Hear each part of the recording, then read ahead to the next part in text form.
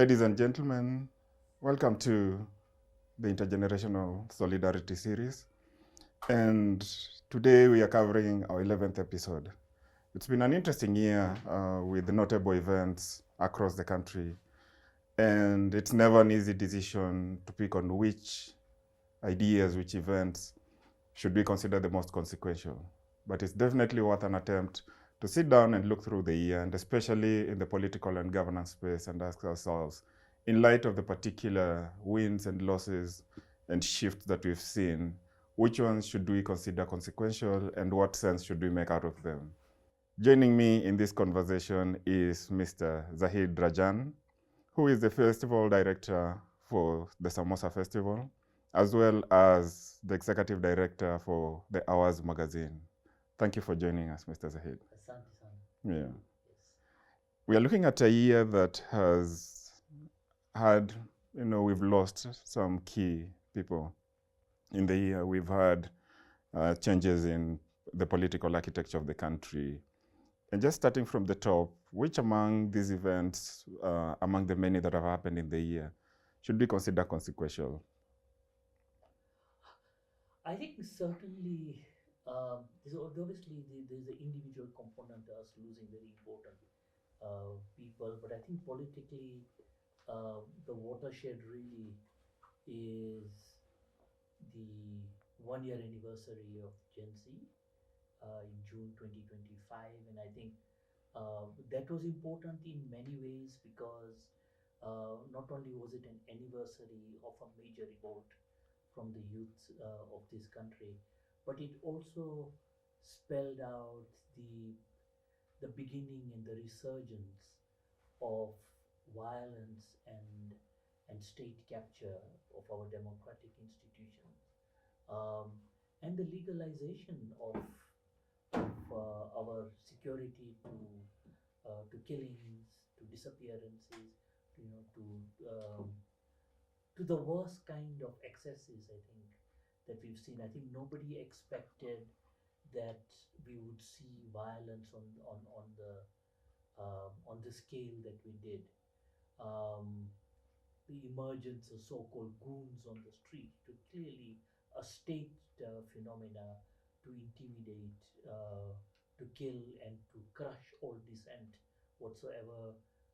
I think really shocked the system. I think um, it shocked the citizenry. It shocked civil society. It shocked maybe to a certain extent the international community as to how far we have regressed as a nation in our democratic credentials. Because really, we prided ourselves in terms of having one of the most progressive constitutions in the world, and we have been able to, at least have tried to rein in the excesses of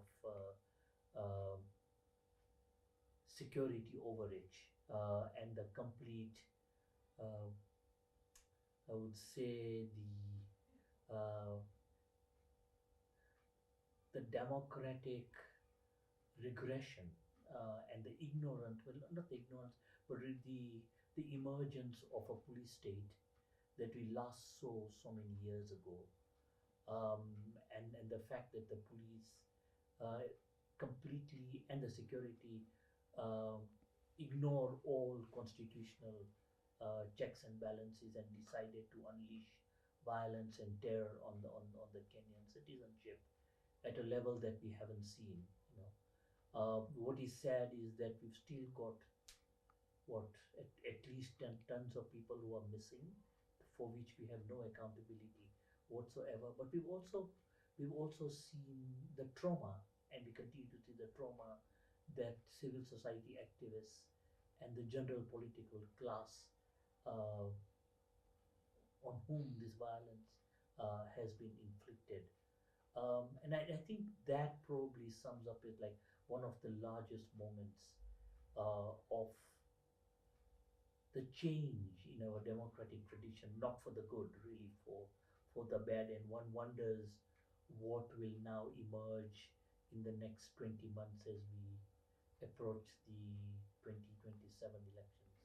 Okay, that's interesting. And just I mean, even just starting from the top, in January we had a cabinet realignment where we saw both the late former Prime Minister Raila Odinga's people included in the cabinet, and some of the members from the former president's circles. So in a sense, we went back to big tent politics. And yet, even in light of that kind of politics and in essentially a sense of political representation, what is your assessment of how the politics has played out, especially in terms of the ability to deliver on the mandate they claim they wanted to deliver? I think it is really one sad that we've had a person of stature of Honorable Raila Odinga um, siding, with this present government. And this is despite the fact that Gen Z called him out and said, "Do not align yourself with this politics." But it's also a representation of the lack of a proper civil society, people space uh, in terms of power. It is it Gen Z, when they came out, with all their partyless and stateless, proclamations. One thing that was apparent that they were not prepared to uh, to negotiate how power would move from one stage to another, and I think that's been a major weakness in the sense that it is fine it is fine to make a demand, but uh, it is again important to think through how the demand will be met. um, and we once again now, because of, I think, that lacuna of not having a leadership within a very important generation who have said enough is enough, and the fact that their revolt has been replicated in Madagascar, in Sri Lanka, in Morocco, in Tanzania. They've clearly set a precedence of saying that enough is enough and we want our rights. But then it is not enough to make a demand and then not see how to organize around political structures Mm-hmm. to make those demands a reality. But tied to that is the return of, or maybe the status quo in Kenyan politics, that again we've got elitist capture of our political space. That because there was a lack of that leadership, that we once again got the political class coming together and saying, let us save our back end, because if we don't hang together, we'll hang separately. Mm-hmm. And therefore,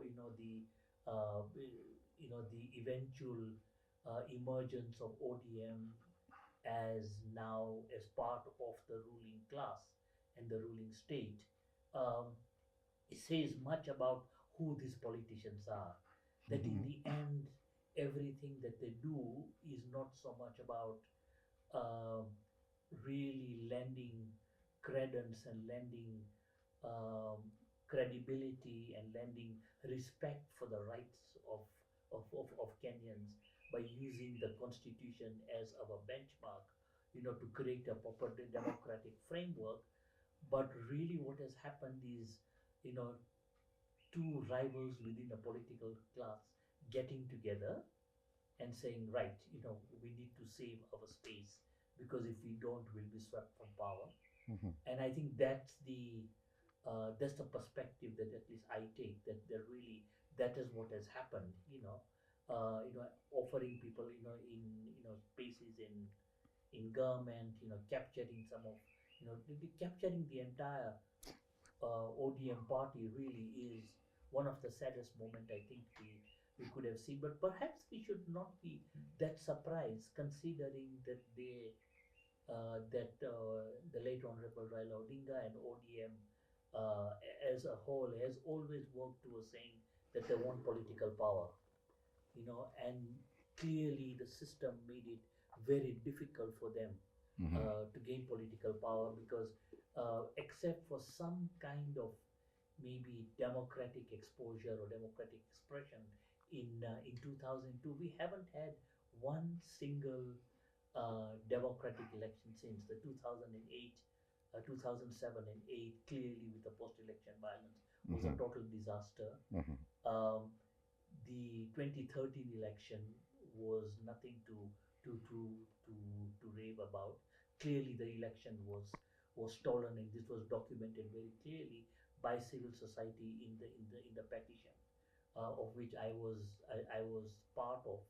Um, I mean, the petition was very clear.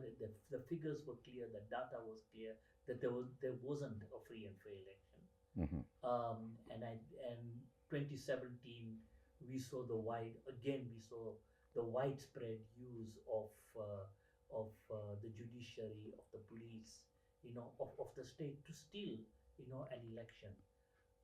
And then you know we've seen what happened in 2022. So one can understand that here was a party that, if elections had been free and fair, they probably would have won the election in 2013, or maybe even 2007, 2008. So we could have had, a transition, of ODM coming to power. But clearly, the state manufactured and the state manipulated the system in such a way that we haven't had one free and fair election. Mhm. So one then understands that ODM say, right, this, it's now do or die. This is our time, for us to get into power, and that's what they've done. Um, I yes, I and what is really what we see now is really, again, the emergence and the and the coalition of political forces within, again, the political class to capture power, not so much for the implementation of a democratic structure under the 2010 constitution, but as to how do we replace one political power with another. So we got elitist capture of the very basic political process of democracy, and now it is very clear as to the emergences of different forces and factions within the body politics is really a reflection of uh, the capture and the hijacking of people's power. Mhm. Speaking of which, the political processes. Come February, we had the reconstitution of IBC, and just keeping in mind the fact that the last time we had by-elections was 2019 and then 2022, and now we had a whole new members in place. And there was quite a bit of pushback in terms of the people who were selected, given how crucial this institution is in political processes and the credibility of our political system, right? So what is your sense of the kind of concerns that were raised? Are they credible enough to say these particular officials, their mandate is questionable, at least in the eyes of the public? I think the end, starting from which was the body that was predecessor of the IEBC? Was it the ECK. Electoral Commission Yeah. of Kenya?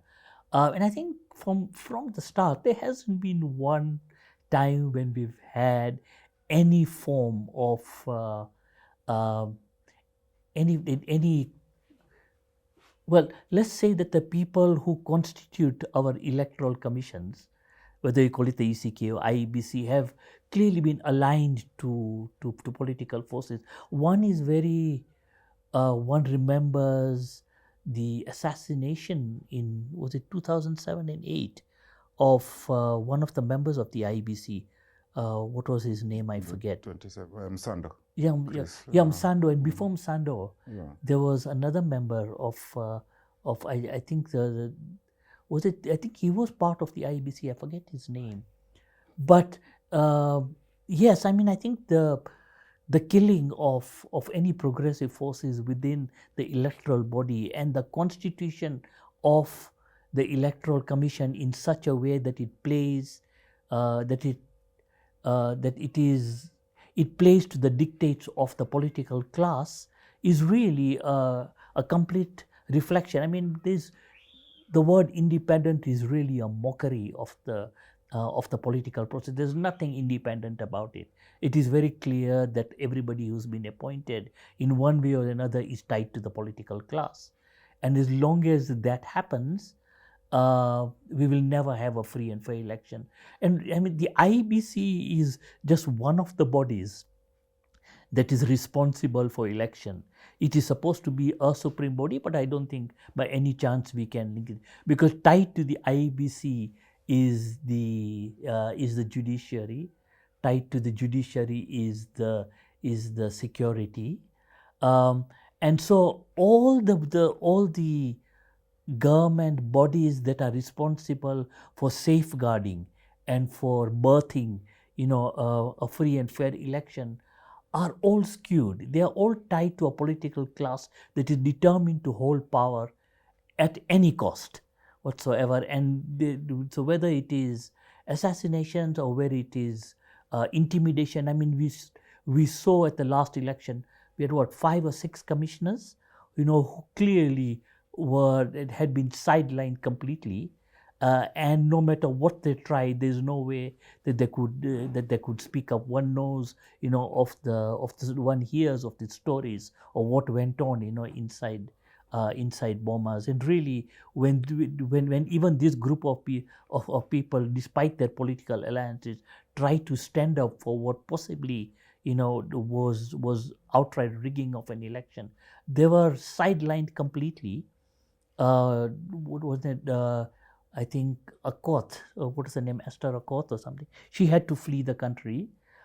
Other commissioners were completely removed from the final decisions as far as the election was concerned. So there is and if the by-elections 2 weeks ago are anything to go by, to say that we can even expect a free and fair election is a complete mockery of the truth. There is absolutely no hope that we'll get a free and fair election with the constitution of our electoral bodies, and maybe bodies like the NCIC, which is supposed to call out people for hate, and abuses of law, as presently constituted. There's very little hope that we're going to get a free and fair election going forward. So I'm thinking about it. Still the same month of February, we lost one of the most prolific writers and analysts on our governance issues, Ras Nawara. And she spoke a lot into these issues for years, actually decades, just trying to help us make sense of our political realities, and especially as they evolve, often on a weekly by weekly basis. And she was a big contributor in many of the magazines and writers and platforms.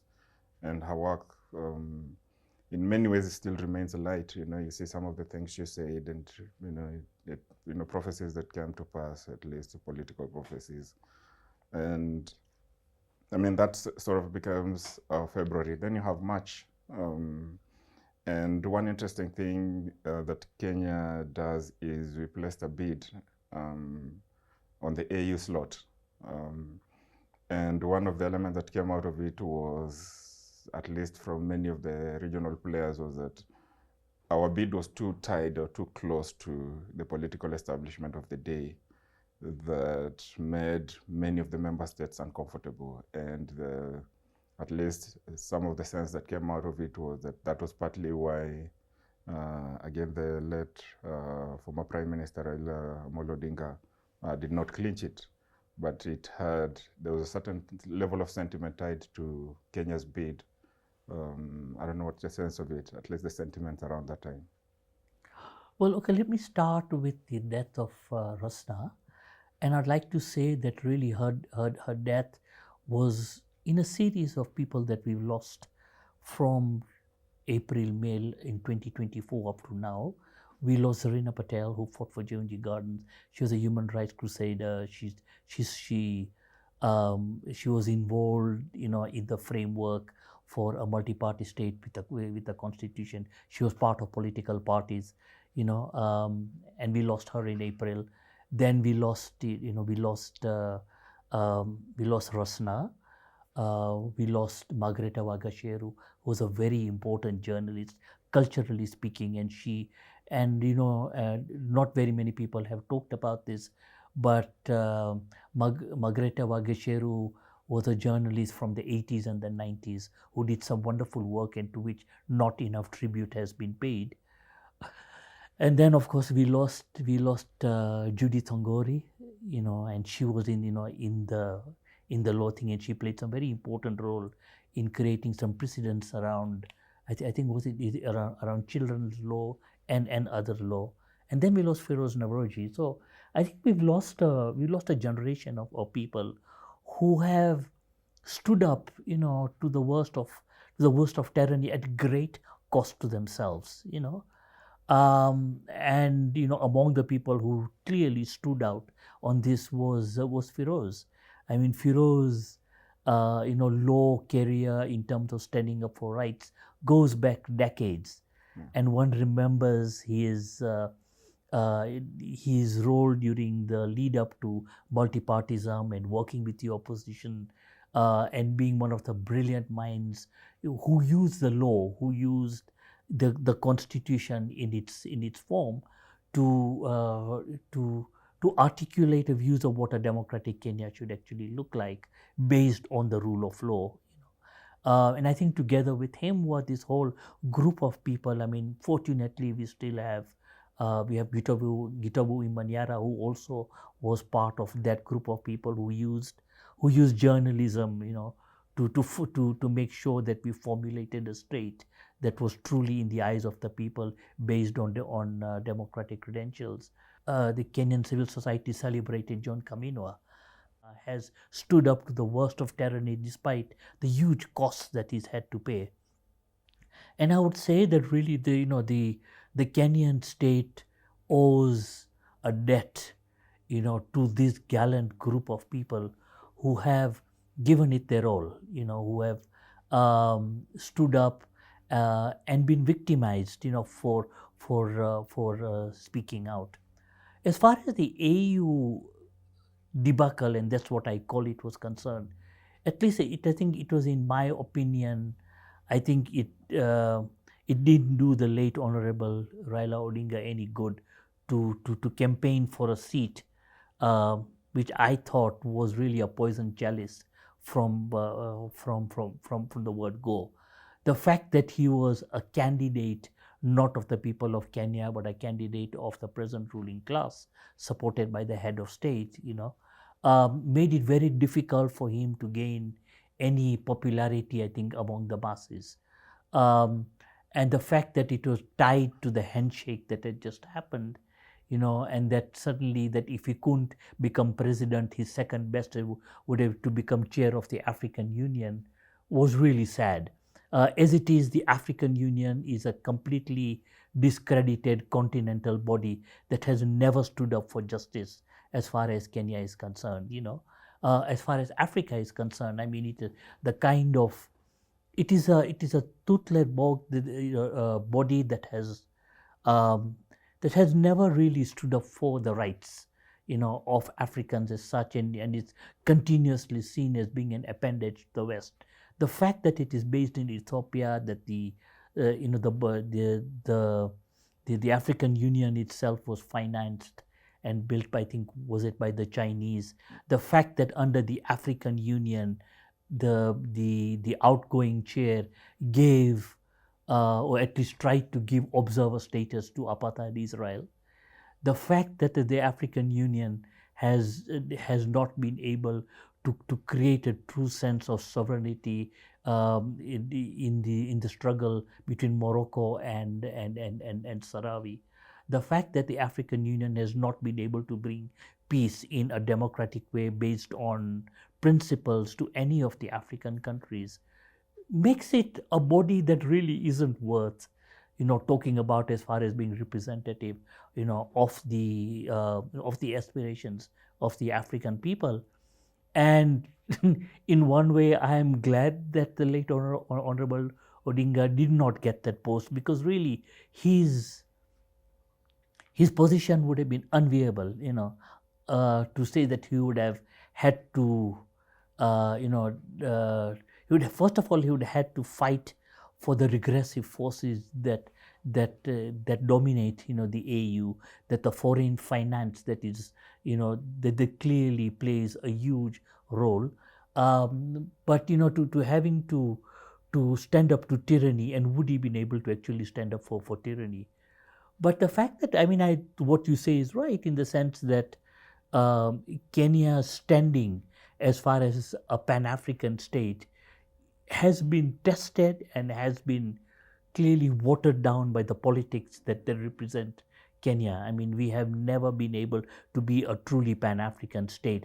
We can, the government can mouth whatever it wants to and say that we believe in Pan-Africanism. But what is it in Pan-Africanism? Kenya did not stand up to support the frontline liberation state, in the struggle against apartheid and colonialism in Mozambique, in Namibia and Zambia and other frontline states. And yes, that was under the OAU, but it's morally the same kind of body that represents. And Kenya has been, it gave uh, it gave space, and it today is really one of the strongest states supporting Israel here. And it gave support to the forces that raided Entebbe, which killed Ugandans, but also killed Palestinians. What was it doing, interfering, in the politics, of another country, and it has forever been linked, to the instability that is played out in Mozambique and Somalia and things. So really, the credibility of the AU and maybe earlier on or the Organization African Union needs to be thought through. And I don't think just having one, a chair, representing from Kenya would have done any good. So uh,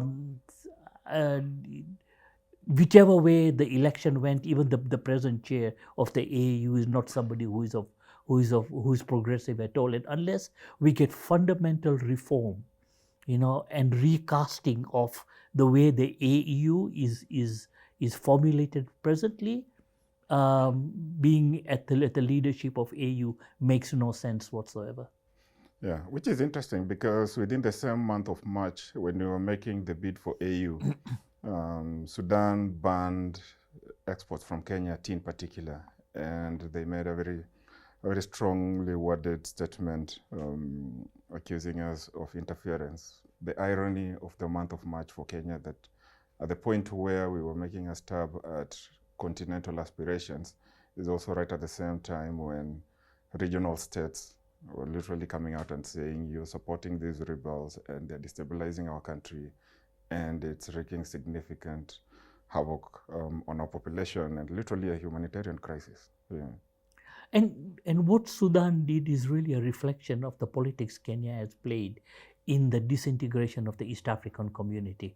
And that goes back to the 1960s, that we played a role in terms of that we played a negative, we played a not so constructive role with the East African community and the pure capitalist mode within which Kenya operates, where profits and arms running and smuggling, and the desecration of any respect for a unity, even at regional level.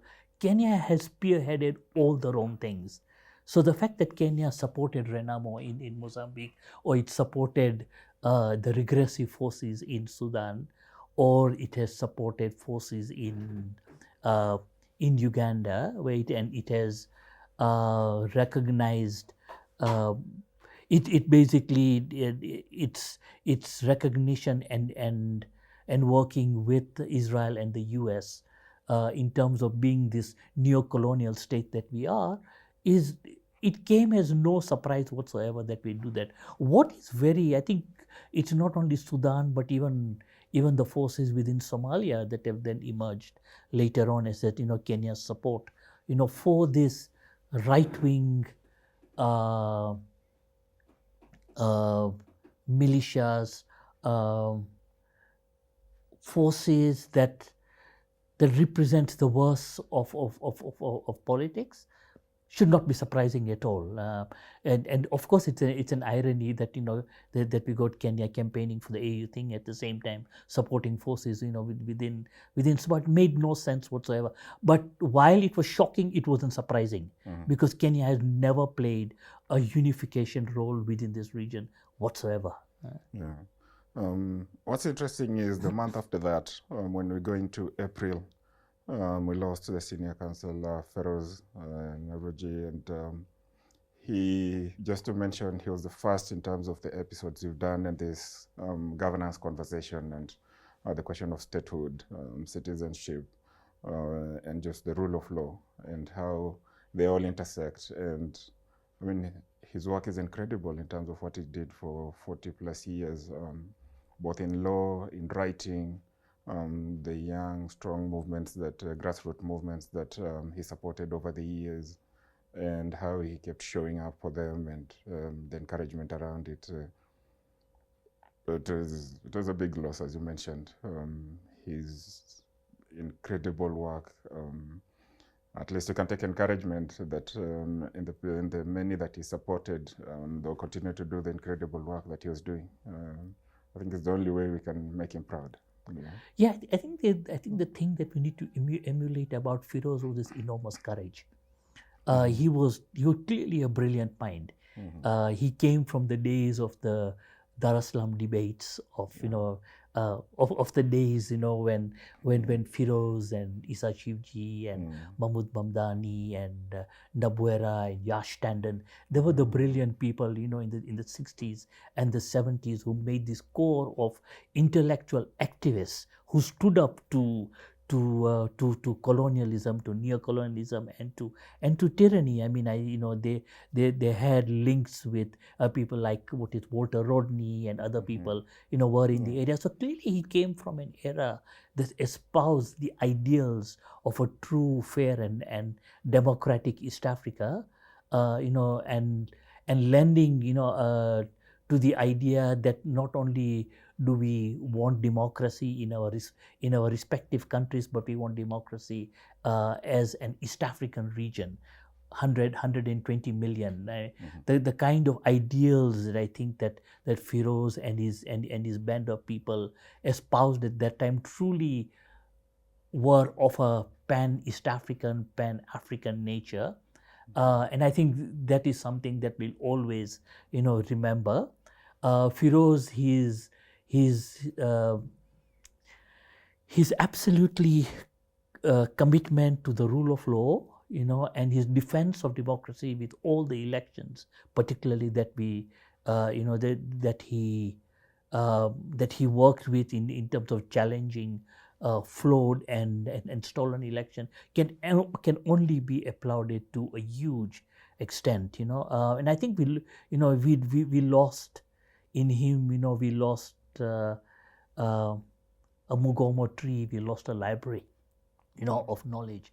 But what else hasn't really been talked about and I think is his recording and his presence and his setting up of Asian African institutions in terms of making them citing the role of the South Asian community as being Kenyans.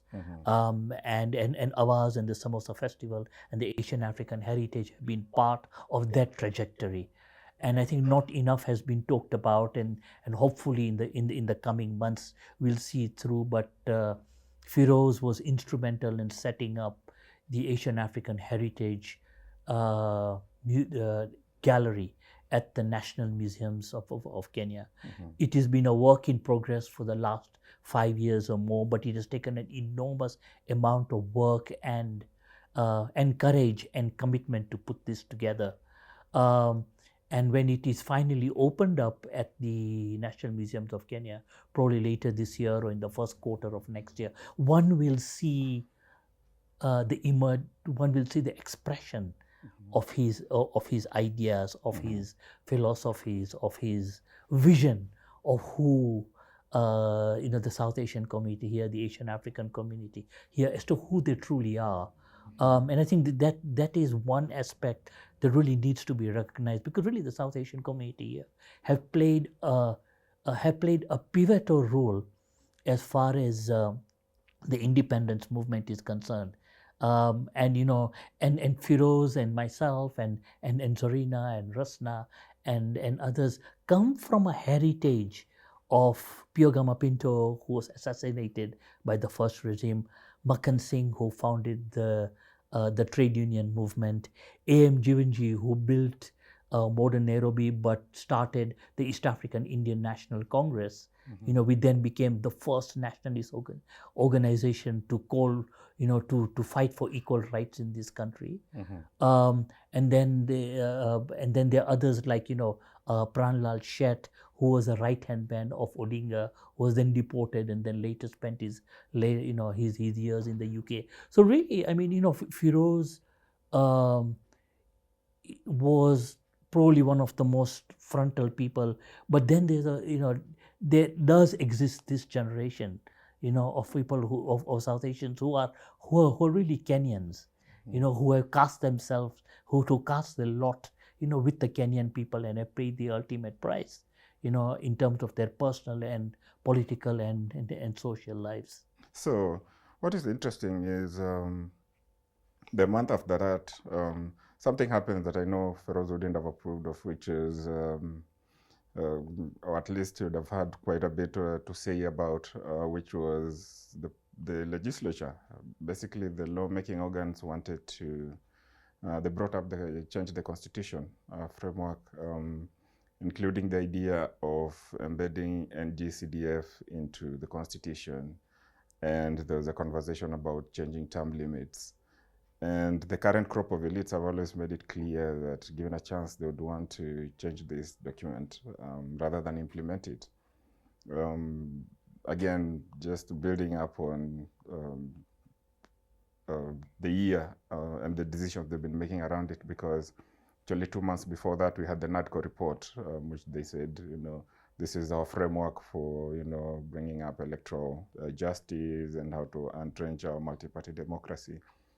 But I don't get the sense from our politicians, and I'd like to hear your sense of it. I don't get the sense from our politicians that, one, this is coming from a place of wanting a progressive country, and number two, that any of the decisions they want to make around this clamor for constitutional reforms is actually aimed at making, Mwananchi's lives better. I think one really needs to go back to 2010, when we were just before we adopted, the constitution, as who are the forces who are on the no side, and it's all of them who are in power now. These regressive forces within Kenya, including the present political class, is completely allergic to the idea of a democratic state.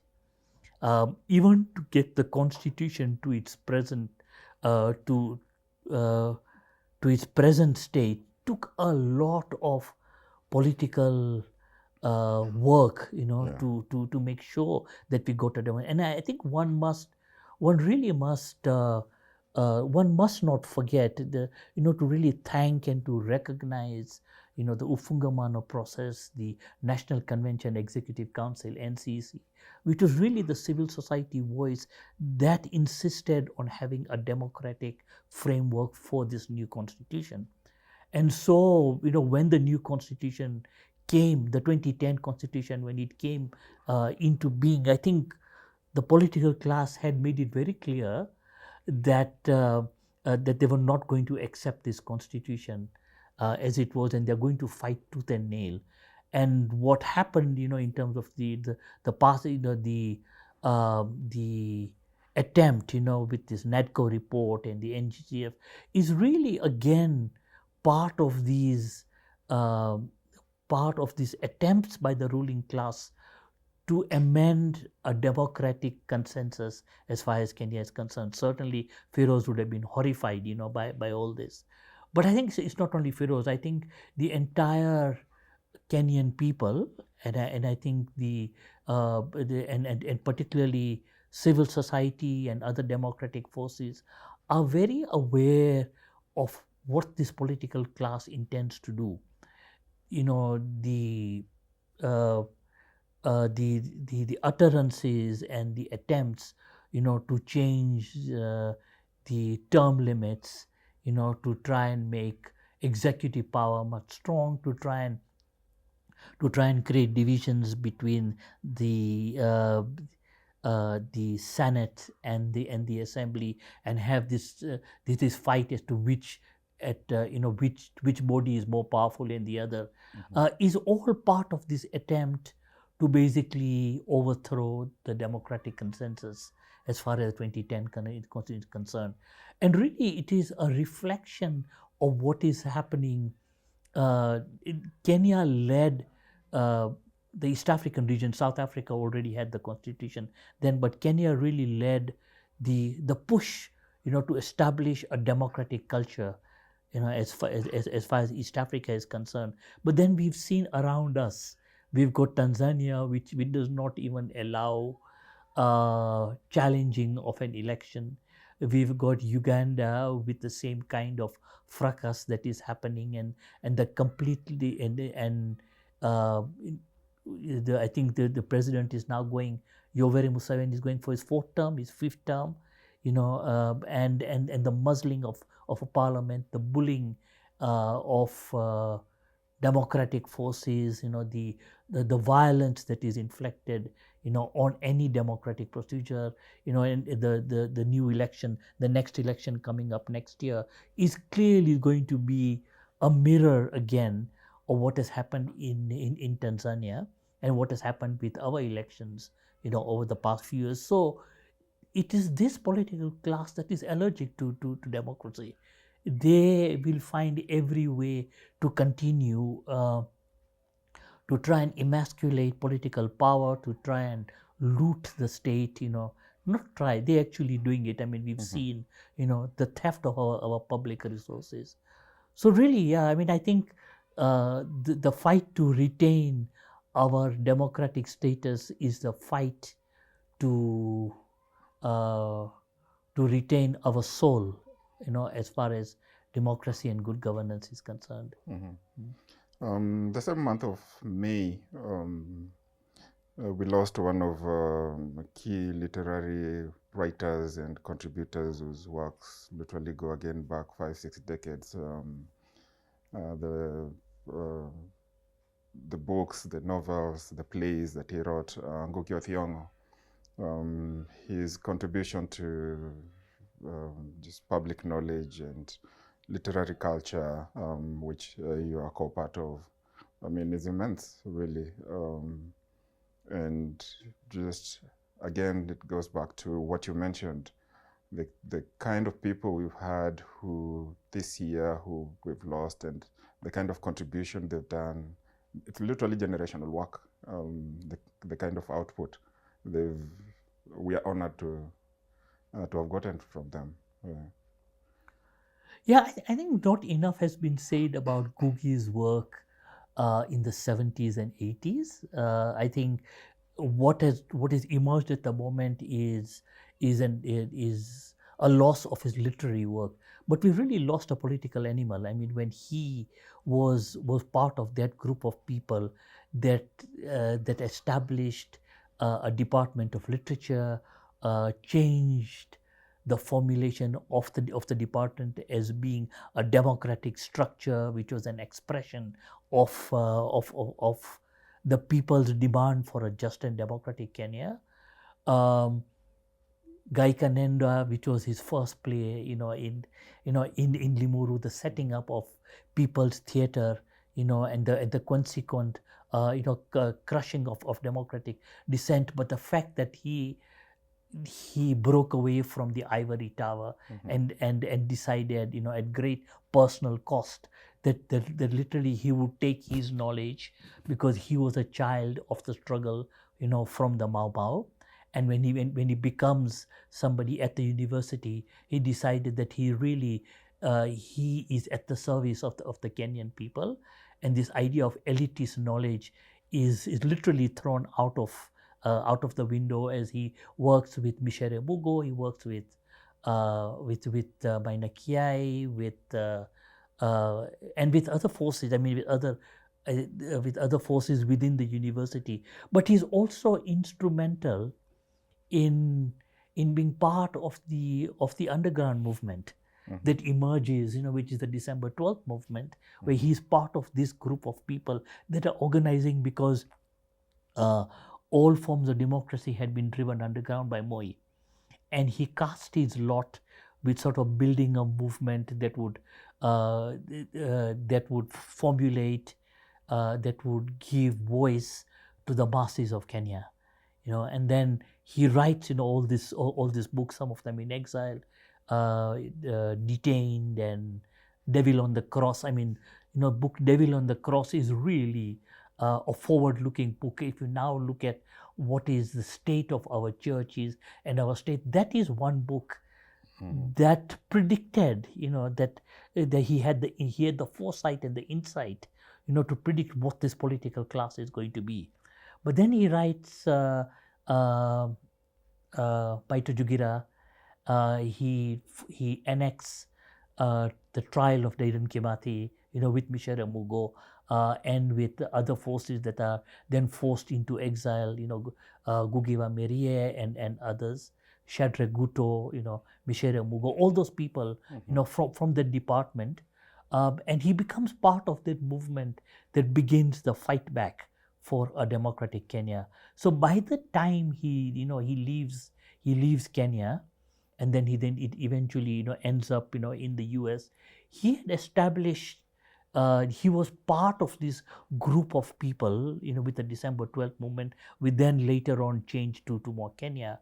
As this group is this resistance movement that stood up, to neocolonialism, that stood up, to the tyranny of Moi, that stood up later on to stood up to the tyranny of Kenyatta one, and then Moi, and then but sets many of the democratic traditions that Kenyans remembered later on as they gave themselves, the new constitution. So the loss of Gugi was basically, well, it wasn't a loss. It's basically, it's seasons in life that we saw the passing of a person who, to many Kenyans,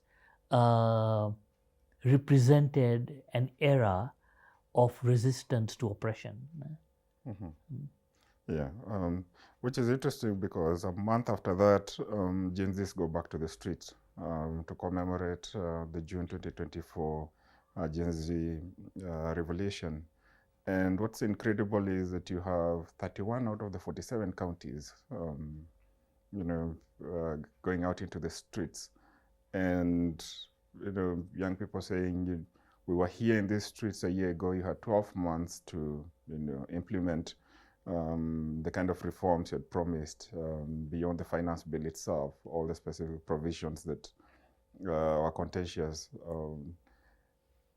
This is an interesting tradition. They're literally building up on what Ngugi and all the Mwakenya, and I mean, they're literally standing on this broad history of resistance. And I mean, the verdict is still out there, but that's incredible work they've done the last 2 years, the last 2 Junes, basically, these young people. Absolutely, and I think the Gen Z, like you said, really was this generations of expression of resistance against a failed system that has betrayed the aspirations of the Kenyan people, and that Gen Z stood on the shoulders of the resistance movement from the 60s. And albeit some 60 years later, their forms of resistance have changed, but the message is the same, that we want Uhuru Sasa, that we want liberation now. Those are the ideals that we aspired for in the 1960s. But here is a generation that is fearless. Many of the 1960s, 70s, and 80s movement that even came out of the constitutional movement, despite the fact that we passed the 2010 constitution, got browbeaten and got intimidated by the state. That despite our despite the democratic uh, principles on which we were allowed to picket, we were allowed to demonstration, we were allowed to get on the street, all that dissent and that expression of public anger was quickly since 2013, and I think since 2013, and probably soon after the Constitution, that all expressions of public anger on the streets was driven underground. I think the use of the state of its military the operators, whether it's the police or it's the GSU or it's the army, more so that our democratic expressions have been denied for us to come out and express our anger. And so it took a leap of faith, but it took really the courage and the guts of this new generation that feared nothing but fear itself, and used technology um, to mobilize people on the streets and to say it's now our time, you know. And his famous saying that we are partyless, we are tribeless, was something that all of us thought, okay, something here which is something special. It is an expression by a generation that have recognized that their forefathers were beaten and oppressed and driven into silence by this particular regime, and over the last few years, and they basically went on the streets and said, this is what our demands are, and all they were asking for was uh, work, food, housing, education, simple, and I think the demands were very simple. That expression was very, very powerful. Their presence on the street electrified Kenya as a whole. um, what perhaps we need to ask ourselves was, what could how did what maybe how could they have best organized themselves to not only make demands but to demand a change, and to make sure that the demands were met. And it will always be a bone of contention, but there was a time when there could have been dialogue, between uh, at least there was a call for dialogue, but I think there was a lot of skepticism, within Gen Z, probably rightly so. But one does ask that politics is the art of the possible, and could they have been under the guidance that when the time came for a possible engagement between the state and the Gen Z, could the Gen Z have taken the uh, the um, the experience of the generation before it to demand and to formulate what the new change will actually look like? What's interesting is a month after that, we had Saba Saba. And again, 25 of the 47 counties went out to the streets. And what was interesting this time around is the sentiments around that month of July was, we were contesting what Saba Saba means in this new dispensation, because the Gen Zs felt that the former Prime Minister and quite a portion of those who were part of the original Saba Saba had betrayed the cause, at least in their eyes. And they took it as an opportunity to build up on what they'd done in June. But then there was this sort of contention in terms of, okay,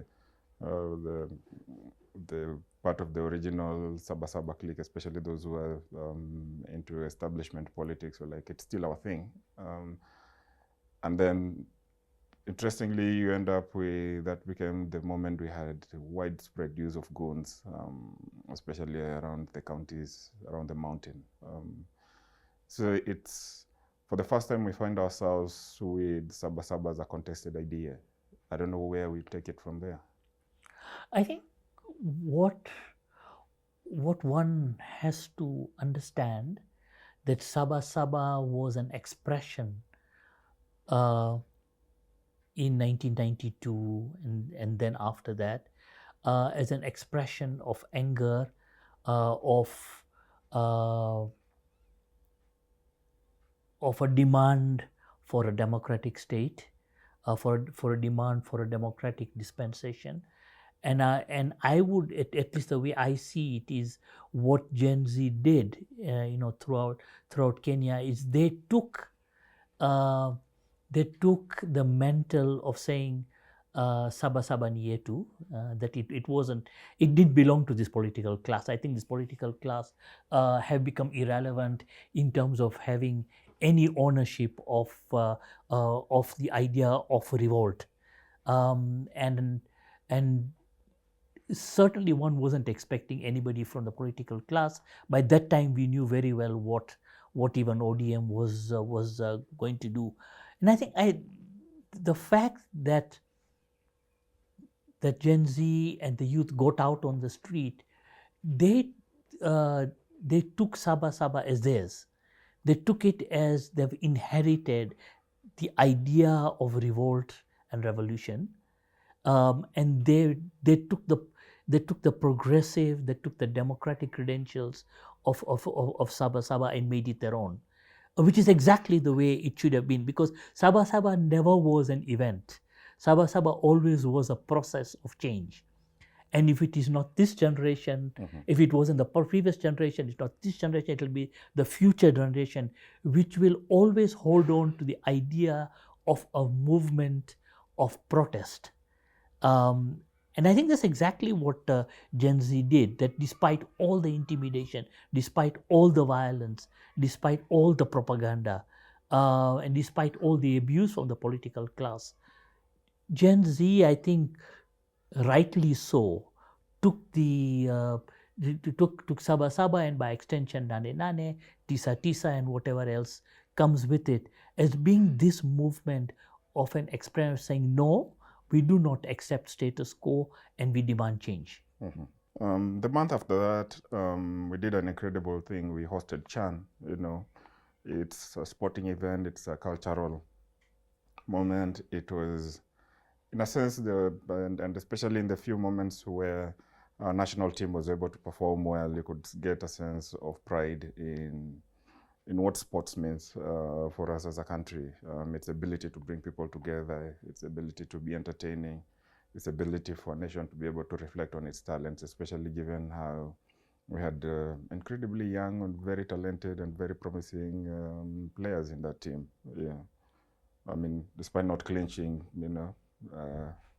the trophy, we made a good show, and it was almost like a break from the politics we had had through the year. Yeah, I think it was a celebration of a much loved Kenyan sport. Yeah. And one is very happy at what we've seen, that we won a few matches and we didn't make it into the quarterfinals, whatever. We hosted some of the best teams here, so it really was a joy, to actually see, the stadiums full, the Kenyan fans celebrating, But amid all that was an expression of the dark side of how we govern ourselves. The pouring of security and the closing down of roads showed how poor our democratic structures are. For many people, including myself, to try and think through, hey, can I get to this place where I want to go and see the matches? But the way Nairobi was shut down, and the way there was uncertainty, there was a sense of insecurity of can we as ordinary citizens go, and suddenly it became untenable as being a truly national expression. But it also cast another shadow, that would our team have won if millions of shillings of incentive had not been poured? Was it a love of sport, or was it a love of money? And yes, we need money to run sport, but at least what I saw is that, and then months later we get beaten 9-0 by, was it Morocco or Senegal or something, which is a sheer indictment of, so what did we produce? What did Chan really produce? Did it produce football driven on steroids and money? Is that what actually happened? Have we really built a national sport as such? But and perhaps now is the time to express that we really our whole the rot that is in our sport as a whole, and that includes football, it includes cricket, it includes rugby, it includes netball. I mean, we got national teams going overseas for international assignments and not having money for hotels or flights or their per diem. There is a cancer in the sporting arena, which is a reflection of the cancer which is a hallmark of Kenyan politics today. That even the idea of people having a democratic election, not based on the fact that you can go and vote, but the fact that the good candidates can never stand for election because they don't have the money, that it is an extremely violent uh, event, that the tribal sentiments have captured our politics. And do we, in our clubs today, do we have an expression of clubs that are nationally based, or is it tribally based? I think those are serious questions that lead to the question of governance as a whole within Kenya. So whether it is sport, or whether it is politics, or whether it is any other expression of our national life, I think those are the questions that confront us as Kenya today. Then we come around to early November, and the former Prime Minister Raila Amolo Odinga passes on. When you've been in politics that long, when you've been in public limelight that long, there'll be a lot of stuff to be said, including contradictory stuff. You leave many shades of your participation in public life. And in a sense, that played out even during the mourning period. People would remember these different facets of who he was and what he meant for the nation during his public stint. The sense of it is, and just adding to all the losses we've had in the year, what does his absence mean for the political architecture of Kenya, given how consequential he was in many actually decades, but most significantly in the last 2 decades? Yeah, I think Honorable Raila Odinga was the president we never had. He represented a generation of politicians who stood up the ideals of democracy, the ideals of a free state, the ideal maybe of free elections, and the fact that his struggle goes back to the 60s, 70s, 80s, and then he becomes a statesman that he became. I think what is really disturbing was the fact that on the second day after he had died, the government published 9 draconian bills, including the cyber bill. And one should not be shocked, but one should reflect on the Honorable Prime Minister lent his name to a regime that he thought he could rescue, that he thought he could democratize, only to realize that probably for the expression that his body had not even turned cold when all the ideals of what a democratic state are dashed by the signing of bills by his counterpart in government. And I think that is a real indictment of the betrayal of the ideals, that Raila had many points at which people were not altogether pleased, but I think he did represent a generation that uh, that lived for the ideals of a democratic state, um, and the fact that um, his funeral becomes this huge political event where people who had cursed him, who had called him names, who had tried to kill him, come to this funeral, and then he becomes, the son of the state, and one wonders, okay, is he turning in his grave today? As the new as the political realignments happen again.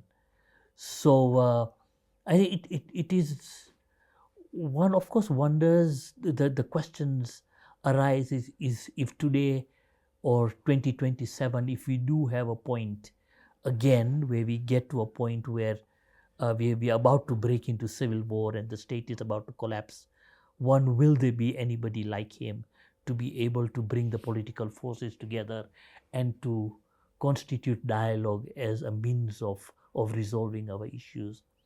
But in another way, it also gives the chance uh, for a new generation to emerge. Whatever happens uh, within the ruling class is one thing, but the present struggle within the ODM for the very soul of the party is perhaps a good thing, for history, that they will now emerge a new generation that can take on the mantle of a party that many have thought as being an expression of the democratic will,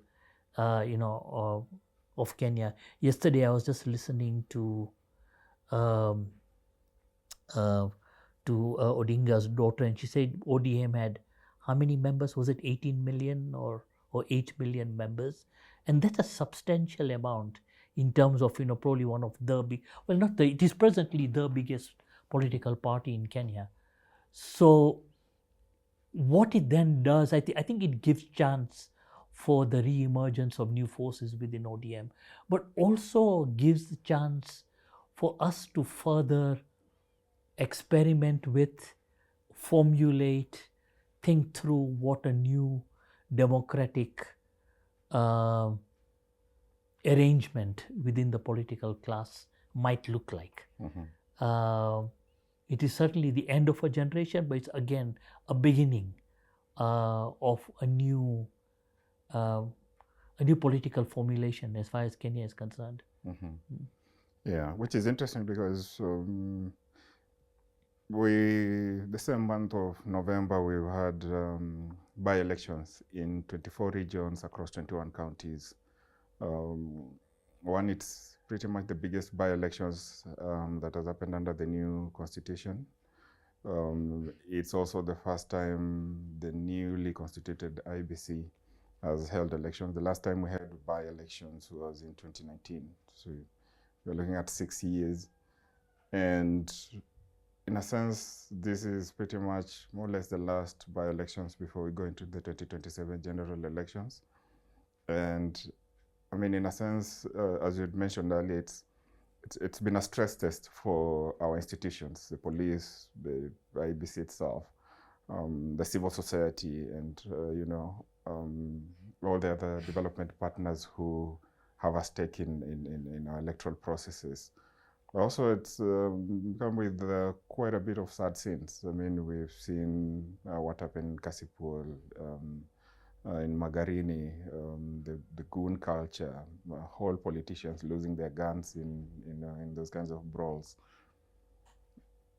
In a sense, our work is cut out between now and 2027 to clean up all these, especially at institutional level, right?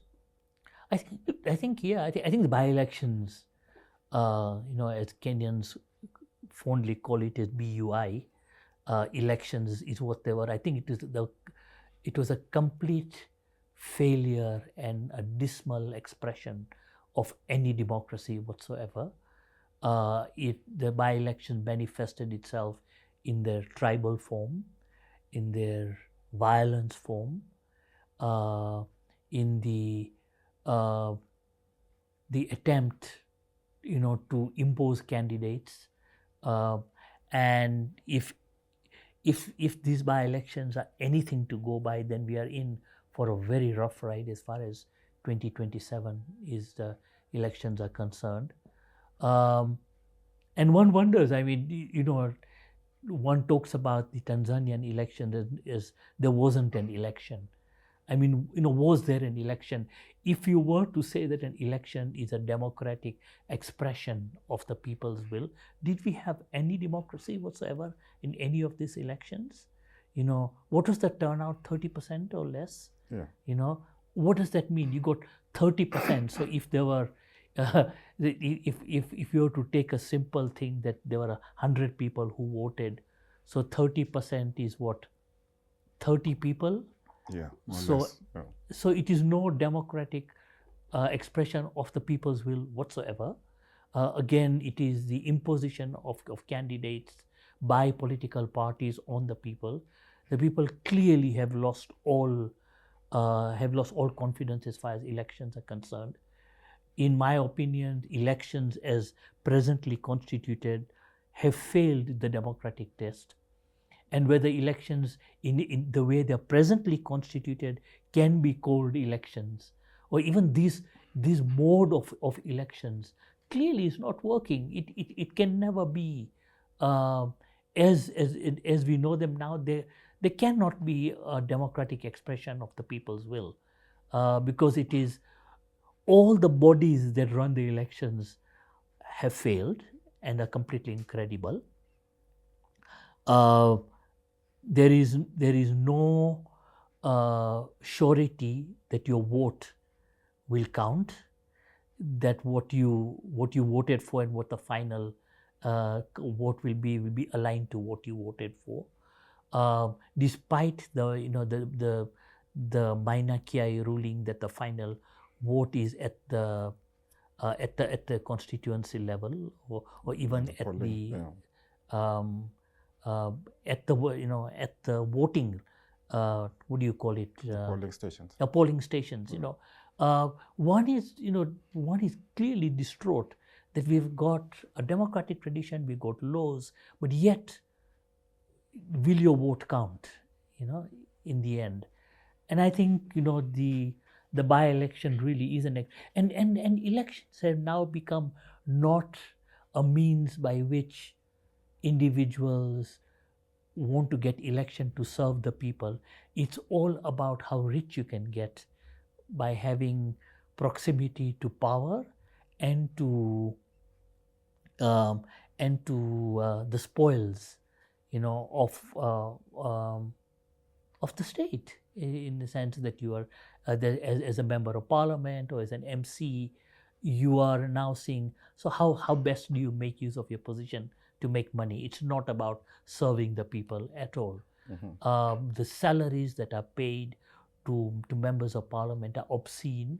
They're completely unacceptable, to the people of Kenya, where there are people who cannot make ends meet and have one meal a day, while the MCs and members of parliament earn millions of shillings a month. I think the whole election process really is a mockery of the democratic expressions as we would ideally like it under Katiba 2010. I mean, it's interesting now, just coming to December. One hopes that this will be a time where Kenyans are able to be with their families over the holidays and get a bit of a break from our politicians, if not for anything, the fact that it's at the tail end of an incredible year in terms of what has happened in the political and governance spaces, at least a broad calendar. I know there are many other events along the way that, big and small, that would have had an impact on our governance frameworks. But what is your parting shot in terms of tying all this together for the kind of year we've had? I think an incredible sad time for the Kenyan people. Clearly, we've all been bro-bitten and we've been traumatized by what has happened this year. Nothing this year gives us any hope that we will be able to go into the new year with any sense of um any sense of hope, any sense. Look at just the cost of living. I mean, people are struggling to put food on their table. Um, and people are now cutting. People have over the few years cutting down on their basics just to survive. There is huge amount of unemployment. Gen Z and that entire population, there are thousands, if not millions, of youth sitting unemployed in this country. The level of insecurity in our lives. So whether it's not insecurity in terms of just that the police come and beat you up, but the fact that um, you've no guarantee that you will have your job next month. That when you leave work when you leave home in the morning, will be guaranteed that you'll get home safely, considering the insecurity and the completely uh, the criminal enterprises that run our public transport system. Um, the fact that hundreds of people have been thrown out of their homes, estates have been destroyed, all in the name of affordable housing. Um, the number of industries that have closed and the huge unemployment, even on the people who are so-called employable, um, and this, the exorbitant prices of basic foodstuffs like bread and unga and milk, and transport. Uh, the state of Kenya is not in a good place. And to add to that, we've had just this month, how many people have died in road accidents? And this is simply because our governance structure allows a public sector uh, to to drive the way they want, to break all rules as far as road rules are concerned. Clearly, a corrupt police force that cannot safeguard our lives on the street. That people die, in tens every day. Families are actually wiped out. People are now scared of public travel. So what is there to celebrate? There isn't anything at all. Uh, public holidays or public days like Jamhuri are used for pronouncement of building of billions of shillings of infrastructure projects, while people cannot put 2 meals on their table.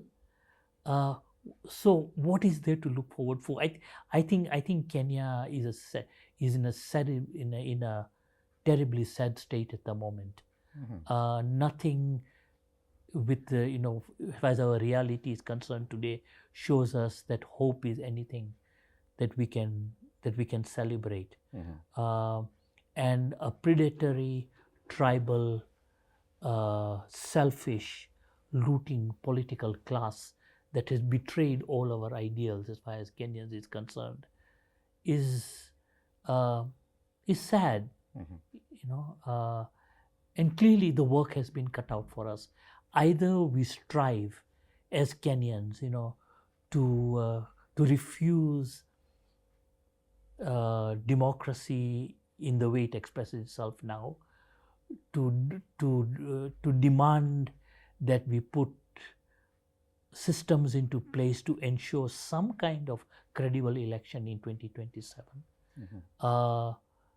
I think these are very basic, and to demand the regulation of our cost of living. I mean, it is completely unacceptable the way it is. I'm really, my heart cries out to how do even the poor make their ends meet. So it really is, it's not a positive framework as far as Kenya is concerned. And to top it all, we've just had a general election in Tanzania, where it is alleged that 10,000 people plus have been killed, that the system has been shut down. There is widespread insecurity within the country. Our borders with Tanzania are closed. It is affecting our interterritorial trade. How does that translate itself to any kind of hope for Kenya and the region as a whole? It's tough for Mwananchi out there. I think the silver lining out of it is that in such moments throughout history, we've seen it with Ngugi, we saw it with Feroz, we saw it with the former Prime Minister, we saw it with Razna, that in these kinds of moments where the political class try to play funny games, you can always count on Kenyans to stand up and push back. One hopes that we'll find that spirit again in the new year to defend our beautiful country, an amazing country that we've had here. I think we always live in hope. Mm. I personally am very pessimistic of what the future looks like. Certainly, we would like to see the emergence of individuals, parties, organizations that can bring us back from the brink of disaster. All we can do is wish Kenya well, and hope that we survive the next 1 year. Zahid Rajan, always a pleasure. Thank you very much. Asante sana. And thank you for hosting us. Okay, karibu. Asante sana. Asante sana.